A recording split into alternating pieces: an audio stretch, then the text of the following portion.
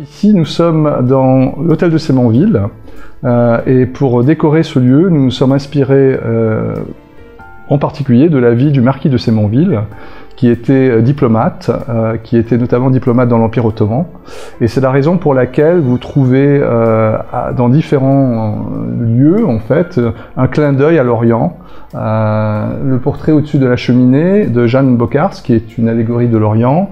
Les deux toiles monumentales qui sont en face de nous, d'Andrea Vicentino, qui sont des toiles en fait du XVIe siècle, qui représentent la rencontre des ambassadeurs ottomans et vénitiens. Dans le couloir qui mène aux appartements privés, 92 gravures de Fériol, qui était ambassadeur de France dans l'Empire ottoman.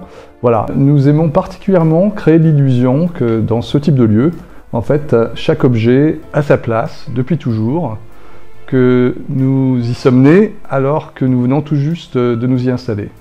Dans ce lieu un peu particulier, vous avez des objets qui viennent de toutes origines et de toutes époques, donc des objets très anciens, notamment une statue yéménite qui date du second siècle avant Jésus-Christ, mais également des objets ultra contemporains comme ces sculptures de Stéphane Ring qui se trouvent devant la cheminée, des objets qui viennent d'Europe, d'Asie, du Moyen-Orient.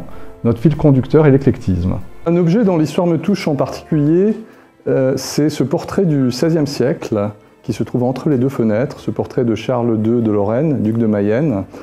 C'est un portrait que nous avons acheté à Paris il y a quelques années, qui nous a énormément plu par son réalisme. Nous étions à Bruxelles, chez un grand antiquaire de la place des Sablons, et nous avons trouvé chez cet antiquaire cette paire de portraits monumentaux qui représente le père de Charles II de Lorraine, duc de Mayenne, donc François Ier de Lorraine, que vous trouvez ici, et son frère, donc Charles de Lorraine, archevêque de Reims.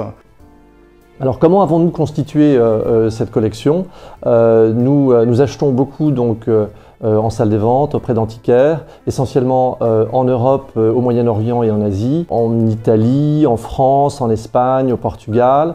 Après, à l'occasion de voyages, quand nous partons au Liban, en Turquie, nous pouvons ramener des objets et voilà, ce sont tous ces objets qui constituent la collection Sémonville.